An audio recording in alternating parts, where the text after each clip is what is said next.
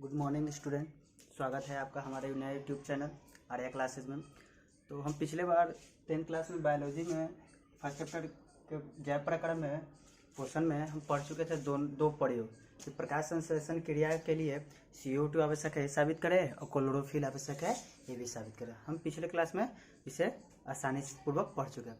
अब हमें पढ़ना है मनुष्य का पाचन तंत्र। सबसे पहले ध्यान देना है कि पाचन क्रिया अर्थात भोजन का अंतर्ग्रहण जीवों में दो प्रकार के जीव होते हैं, एक विकसित और एक अविकसित। तो ध्यान रखना है ये बात कि अविकसित तथा छोटे छोटे जीवों में पाचन क्रिया के लिए कोई विशेष अंग या फिर अंतर्ग्रहण के लिए नहीं होते, जबकि बड़े बड़े जीव जंतुओं तथा विकसित जीवों में विशेष प्रकार के अंग पाए जाते हैं। जैसे मनुष्य में आहार नाल हो गए, ठीक है, उसी प्रकार। तो आज हम पढ़ना कि मनुष्य का पाचन तंत्र कहता है कि आहार नाल, पाचक ग्रंथियां तथा पाचन क्रिया मिलकर पाचन तंत्र का निर्माण करते हैं।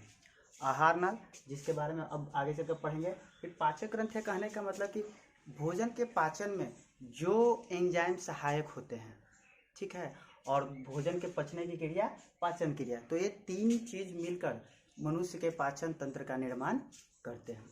अब आगे हम चलते हैं कि मनुष्य का आहार नाल। तो ध्यान रखना है कि बहुत बड़ा चैप्टर है, टॉपिक है, ये बहुत बड़ा टॉपिक है। अगर इसे हम आसानी से समझना चाहें तो हमें चित्र याद करना बहुत ही जरूरी है। अगर चित्र याद है तो हम इसे जैसे चाहे वैसे लिख सकते हैं अपनी भाषा में। अगर चित्र नहीं याद है तो हम लाख कोशिश कर ले, हम समझाएं या फिर कोई और भी टीचर क्यों न समझाएं, इस समझना बहुत ही कठिन है। समझ पाएंगे लेकिन जो ढंग से लिखना चाहे एग्जाम में वो हम तैयारी नहीं कर पाएंगे। तो हमारी कोशिश रहेगी कि आप लोग सबसे जब पहले चित्र समझ लें, ठीक है। तो चित्र में करना कुछ नहीं है, इस प्रकार से चित्र डायग्राम हर बुक में दिया रहता है, आपको याद रखना है। याद इंपॉर्टेंट चीज क्या याद रखना है, सबसे पहले तो मुख और लार ग्रंथि का हम जिक्र करेंगे, ठीक है। उसके बाद थोड़ा सा नीचे बढ़ेंगे और ट्रैकिया और ग्रास नली, लार ग्रंथि के जस्ट नीचे ट्रैकिया और ग्रास नली का होना जरूरी है। उसके बाद इसके नीचे जैसे ही आएंगे तो हमें अमाशय का होना जरूरी है। अमाशय क्या, अमाशय, अमाशय के साथ थोड़ा सा ऊपर यकृत ले लेंगे, यकृत का होना भी जरूरी है। उसके बाद पीत्त की थैली जस्ट यकृत के ऊपर ही रहता है, जो अमाशय से जुड़ा हुआ होता है। फिर उसके बाद जब नीचे आएंगे तो हमें अमाशय के ऊपर में अगन्याशय का जिक्र होगा। किसका जिक्र होगा, अगन्याशय का जिक्र होगा। और उसके बाद छोटी आंत, जो बड़ी आंत से घिरा हुआ होता है। ये वाला जो भाग है मेरा, यह है बड़ी आंत, ठीक है। और बड़ी आंत से ही अपेंडिक्स निकला हुआ होता है। ये हर एक जीवों में पाए जाते हैं। और फर्क सिर्फ इतना होता है कि किसी का जो है किसी कारणवश वह क्षतिग्रस्त होने के कारण वह जो होता है उसमें घाव उत्पन्न हो जाते हैं, तब हमें अपेंडिक्स का ऑपरेशन करवाना पड़ता है, ऐसे अन्यथा नहीं, ठीक है। तो हम इन सारे का पॉइंट ऑफ व्यू याद कर लेते हैं चित्र बनाने के लिए, तो हम एग्जाम में 7 नंबर या जो भी 8 नंबर का क्वेश्चन है हम उसे आसानी से डील कर सकेंगे। तो देखते हैं, सबसे पहला हमारा कहता है कि इसकी लंबाई 8 से 10 मीटर होती है, अर्थात किसकी, आहार नाल की लंबाई 8 से 10 मीटर तक की होती है। फिर उसके अगला टॉपिक बढ़ता है कि यह मुख गुहा, मुख गुहा से मल द्वार तक फैली होती है, अर्थात आहार नाल जो है मुख गुहा से प्रारंभ होकर मल द्वार तक फैला हुआ होता है। नंबर 3, सबसे पहले भोजन का पाचन मुख गुहा में ही प्रारंभ होता है। बात सही है, भोजन को जो पाचन है वो मुख गुहा में ही प्रारंभ हो जाता है। अब रह गया पाचन क्रिया है क्या, तो पाचन जो है वह है भोजन के अणुओं को छोटे छोटे टुकड़ों में विभाजित करना। तो जिसमें 3 चीज सहायक होते हैं। सबसे पहले दांत, जो क्या करता है कि भोजन को छोटे छोटे अणु विभक्त करता है, तथा जीभ एवं लार, लार ग्रंथि जो है इससे स्रावित लार, जीभ और लार उसे मिलाता है और उसे चिपचिपा बनाता है, ठीक है। चिपचिपा जैसे ही बना देता है तो वह भोजन जो क्या कहता है कि ट्रैकिया तथा ग्रास नली से होते हुए अमाशय में पहुंच जाता है। ट्रैकिया तथा ग्रास नली से होते हुए, ट्रैकिया तथा ग्रास नली से होते हुए यह अमाशय में पहुंच जाता है, ठीक है। 5वां, इसी में उपस्थित अर्थात किसमें, अमाशय में उपस्थित HCl अर्थात हाइड्रोक्लोरिक अम्ल की सहायता से प्रोटीन तथा गैस्ट्रिक लाइपेज एंजाइम की सहायता से वसा का पाचन होता है। अर्थात कहने का मतलब कि अमाशय में उपस्थित जो HCl हाइड्रोक्लोरिक अम्ल है उसकी सहायता से प्रोटीन का पाचन होता है तथा गैस्ट्रिक लाइपेज एंजाइम की सहायता से वसा का भी पाचन होता है और फिर अपचा भोजन छोटी आंत में चला जाता है। जब आमाशय में जिस भोजन का पाचन हुआ तो उस पाचन के बाद अपशिष्ट पदार्थ जो नहीं पचे वो छोटी आंत में बढ़ा दिए गए और जो पच गए उनका अवशोषण वहीं पर कर लिया गया। आमाशय के बाद जस्ट पहुंचता है छोटी आंत में।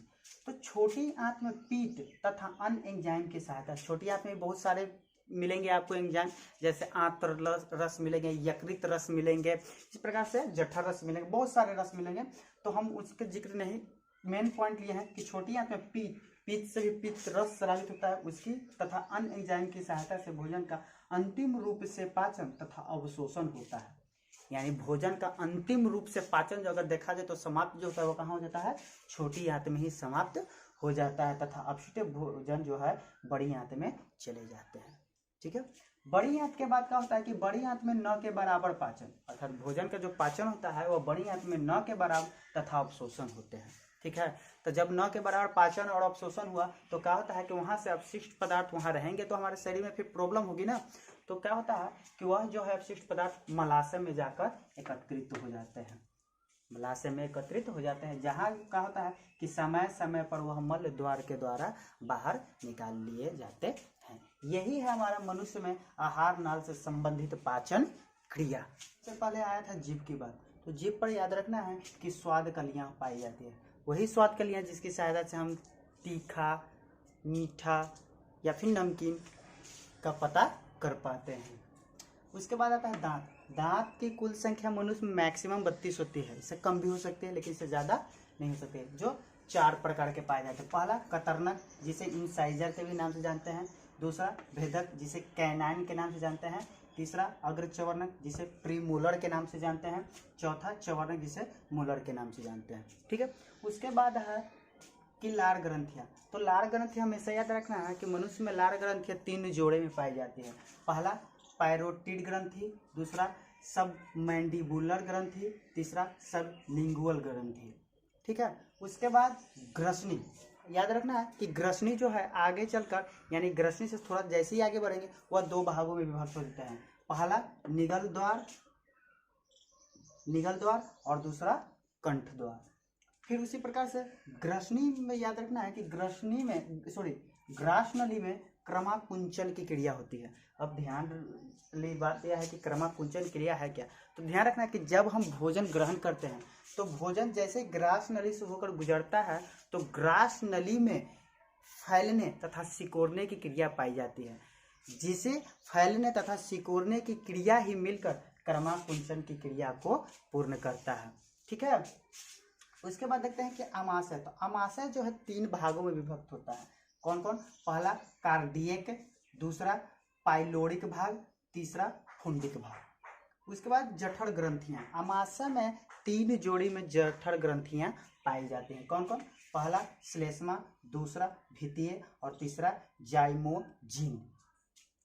8 नंबर में कहता है कि आमाशय में पेप्टिक अल्सर नामक बीमारी होती है। बात सही है, आमाशय में एक बीमारी होती है जिसे आमाशय अल्सर या फिर पेप्टिक अल्सर के नाम से भी जानते हैं। यह बीमारी ज़्यादा मसालेदार या तेलपक चीज़ खाने से अधिक होती है, इसलिए हमें ध्यान रखना है कि हम नियमित मात्रा में ही इन सब मसालेदार चीज़ों का प्रयोग करें। आगे 9 नंबर में कहता है कि आमाशय में भोजन का गाढ़ा लेई रूप कायम कहलाता है।